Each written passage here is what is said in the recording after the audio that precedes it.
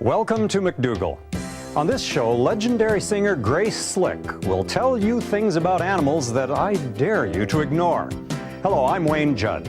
And now, here with a free prescription for your mind, Dr. John.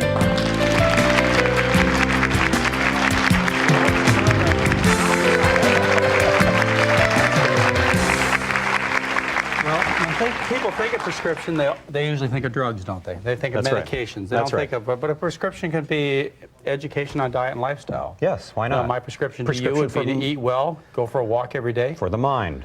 Absolutely, right. Absolutely. So, well, you know, what do you have here? Well, I was going to ask you about headaches. It's something you and I haven't talked about, and I've had headaches all my life. And whose pills are these? Well, these are mine. I just have a little assortment that I carry with me everywhere. You honestly take those pills? I do. I took several this morning, John. I've been putting it off, but I knew sooner or later I'd have to confess. So, can I just sure kind of That's ask amazing. you about these? Do you know, Wayne, sick people take drugs? Now, what does that mean? Healthy people don't. So we have to deal with this. We have to get you. Well, let me just tell you my problem. I've had headaches all my life. Okay. And so I've experimented with the different things. Now, I'll use this as a pointer. These are aspirin here.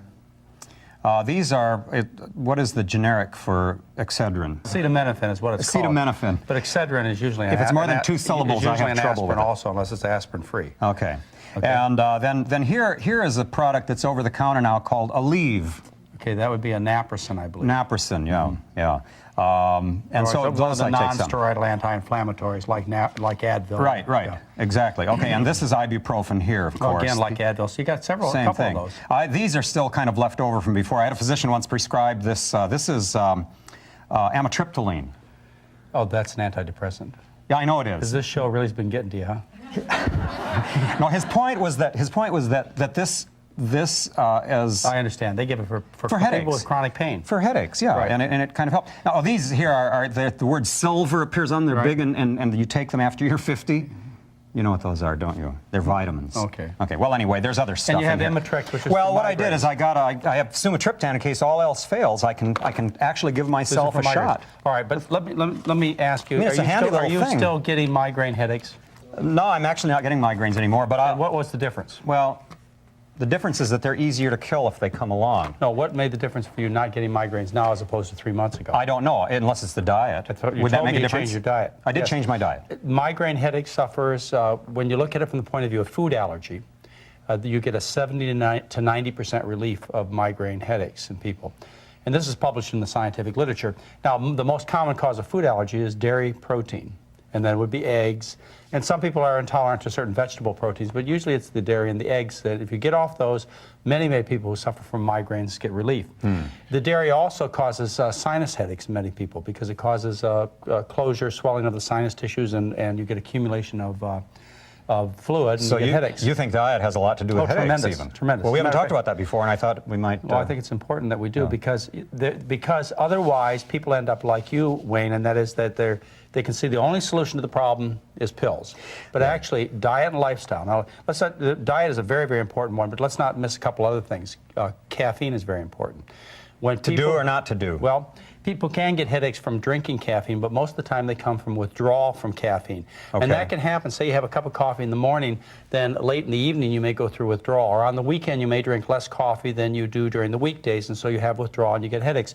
And of course, every serious alcohol drinker knows about the association between alcohol, a hangover, and headaches. Yes. And so there are lots of things that people have the potential to control. And so before you say, you know, I'm just a headache sufferer and there's nothing that I can do about it, I mean, consider your diet and also your beverages, and cigarette smoke would be another one that people may get headaches from, the carbon monoxide. But I'd like to ask you a question. I think, for example, one of the reasons I take pills is not because I have headaches, and this is going to sound a little silly, but... Preventive, right? Well, yeah. You know, you talk about people being afraid of cancer, people being afraid of prostate, people being worried about heart disease. Yeah, but these things have serious side effects. Yeah. Well, my point is that I'm afraid, my greatest fear medically is the headache, the debilitating headache. And so I do this as a preventive. Have you ever considered that since you've changed your diet, that maybe you won't get a headache? I ought to try to go cold? You ought to do a test. You ought to do a test. You ought to see if you can live without the pills.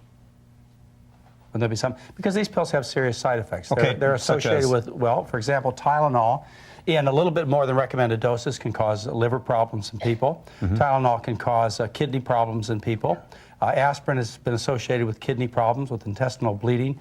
Your non-steroidal anti-inflammatories, like the ones we mentioned here, are associated with very serious stomach distress. Stomach and problems. I know my problems. stomach is distressed. This morning I took one of these, and I took one of these, and I Wayne, took one I think of since you've these, made that and one of bold- these. I took 4 pills this morning. I think since you've made that bold step, and besides the fact since you're associated with me, you owe yourself the big test. See if you can live without the drugs. This is you can do it. You can do it. No question about it. Well, thank you, John. Yes, and when we come back, we're going to be with Grace Slick, and it's going to be a great, great segment. So I look forward to it.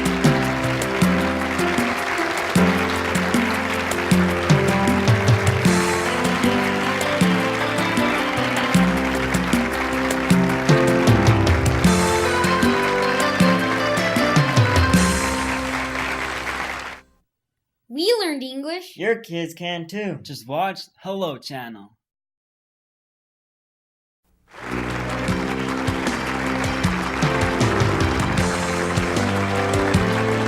And welcome back. We have with us Grace Slick. She was with the Jefferson Airplane. Are you doing any performing these days?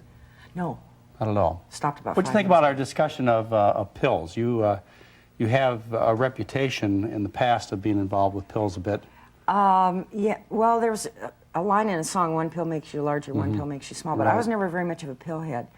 I got in trouble with liquid. Alcohol? Yeah. And those days are behind you. Who knows? I hope so, but who knows? For now. I can't predict anything.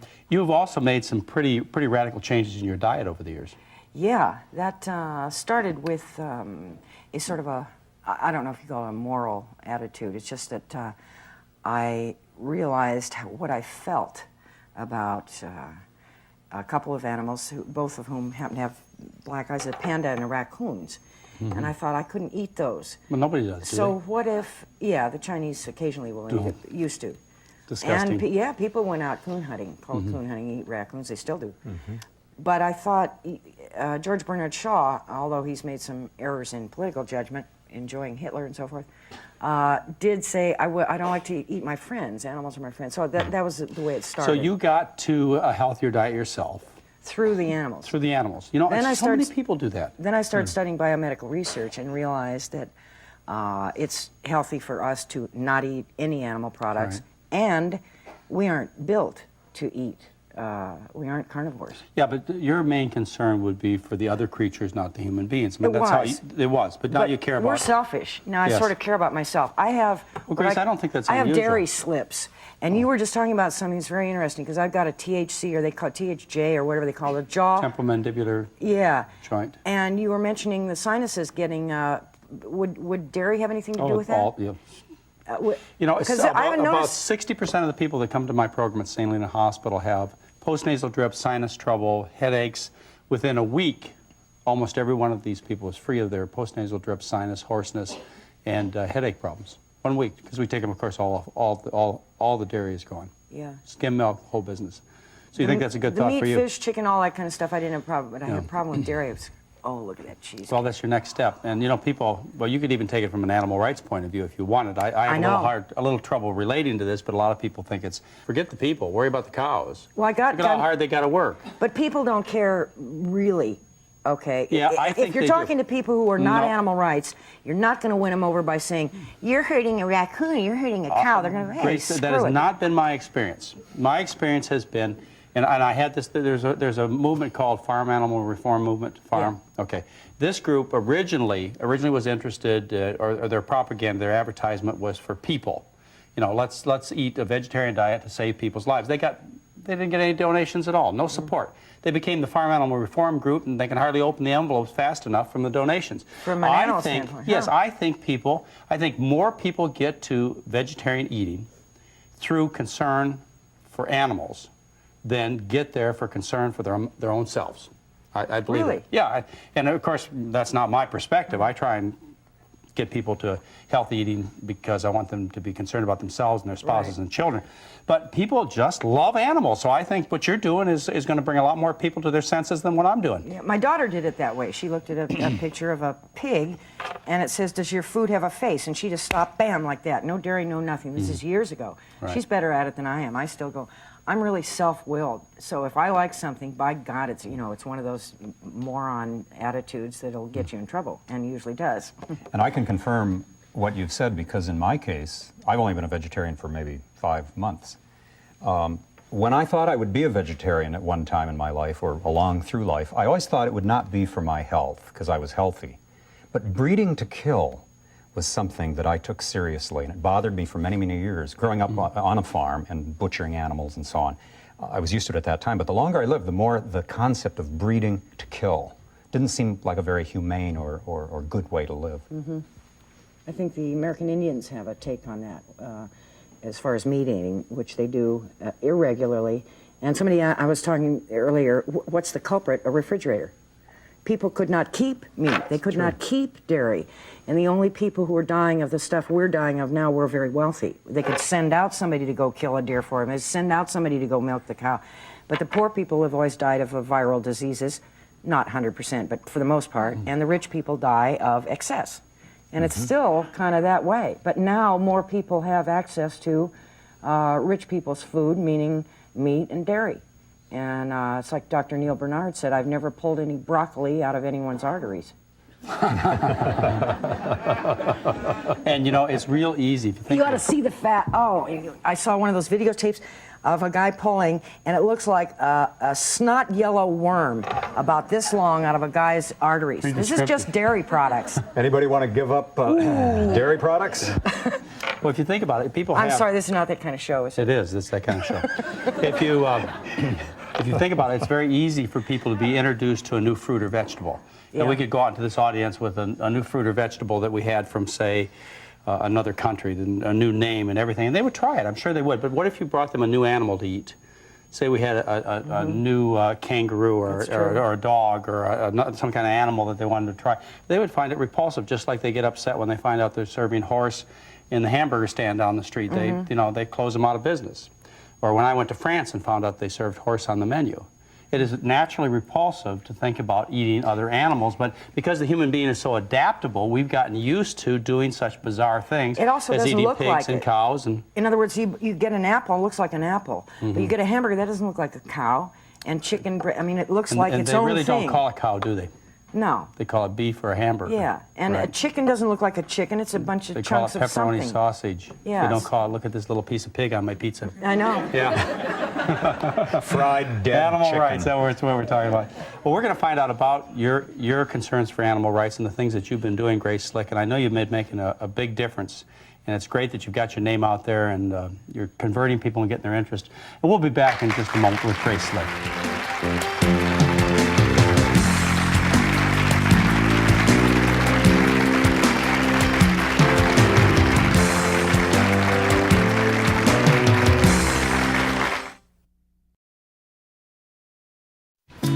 Hey, Dad, can you come out and shoot some hoops with me? Sorry, I can't right now. Dad, studies show that by the time I'm 12, I can be influenced by friends more than parents. You know, Billy, he's a pretty good kid most of the time. But do you really want him influencing me more than you? Billy. Spot your 3 points. Give your family everything. Give them your time. From the Church of Jesus Christ of Latter-day Saints. Hello. Hello. Hello. Hello. Hello. Hello. Hello. Hello. Hello.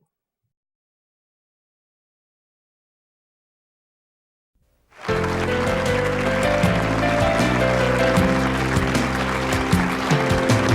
welcome back. I'm with a woman who has no trouble getting attention and publicity, and that's Grace Slick. You're in the news all the time. Do you want to elaborate?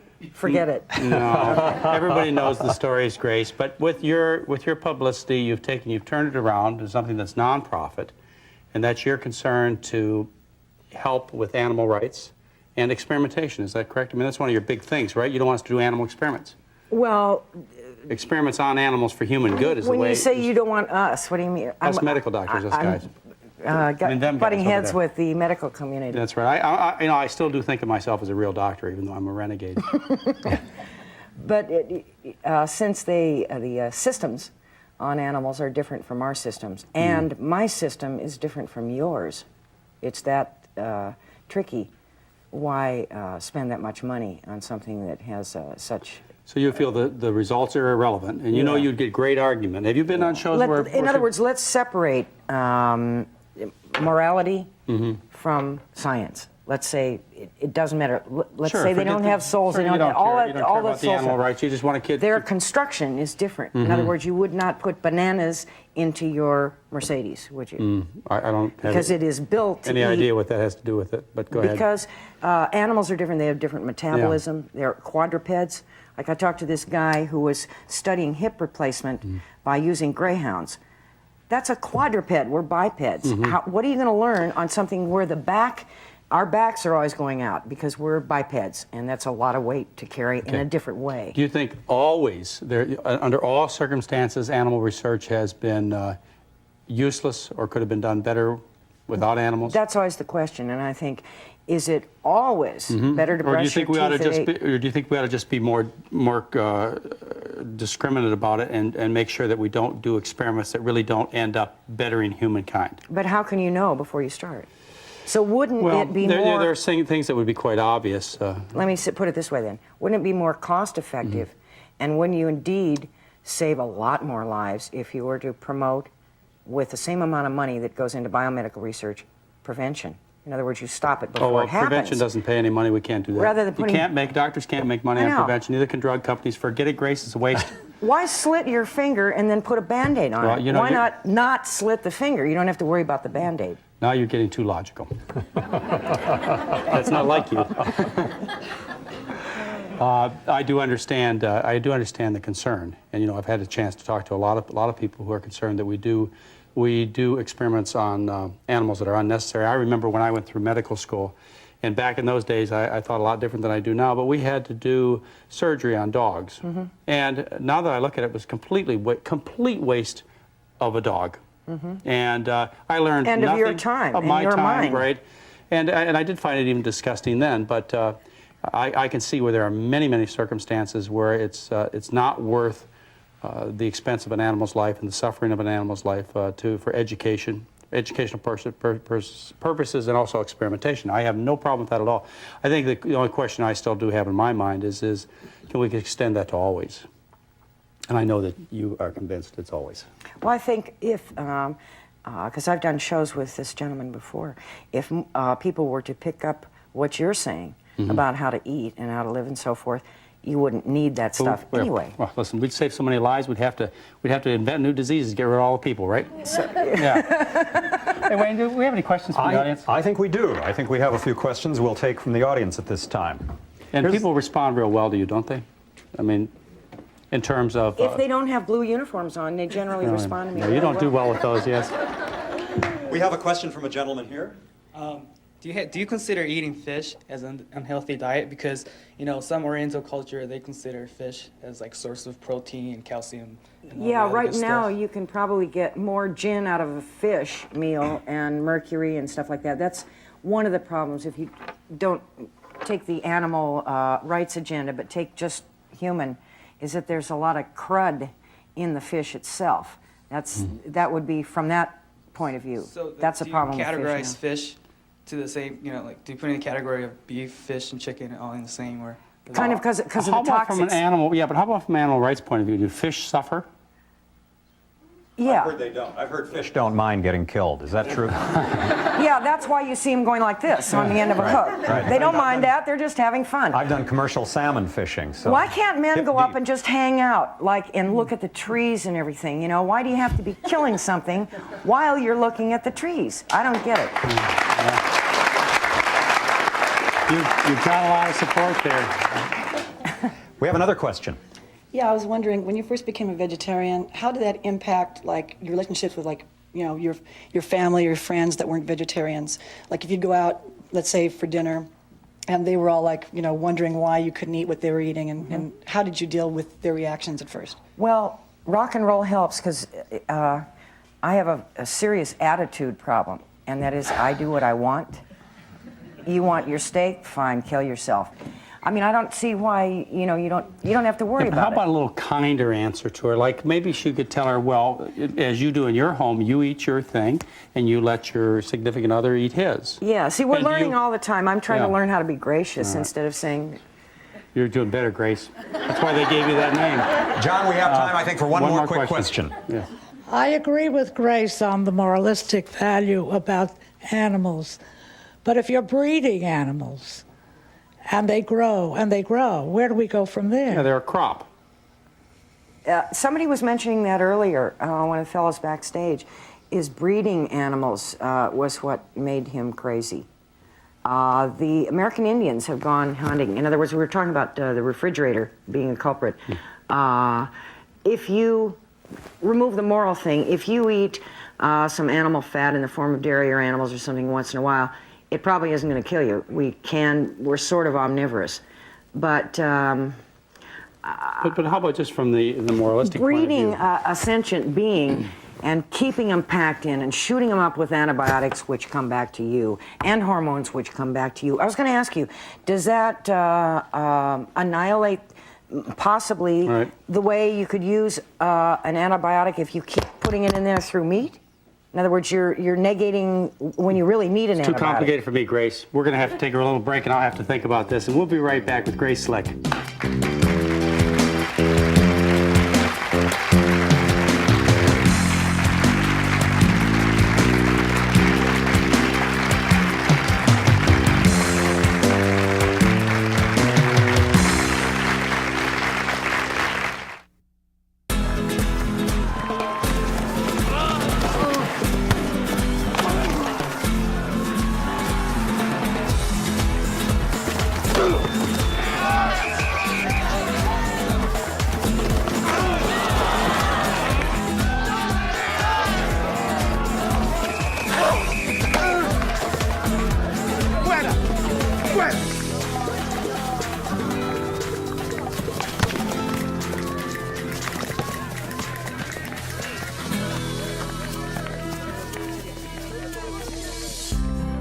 All I really needed to hear that day was what my dad told me.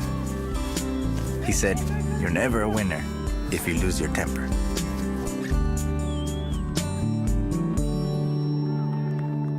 Life's most important lessons are best learned with family. A message from the Church of Jesus Christ of Latter-day Saints. Thanks for watching Hello Channel. Learn the language of the internet, travel, commerce, and diplomacy. Watch Hello Channel and learn English. Do it for yourself.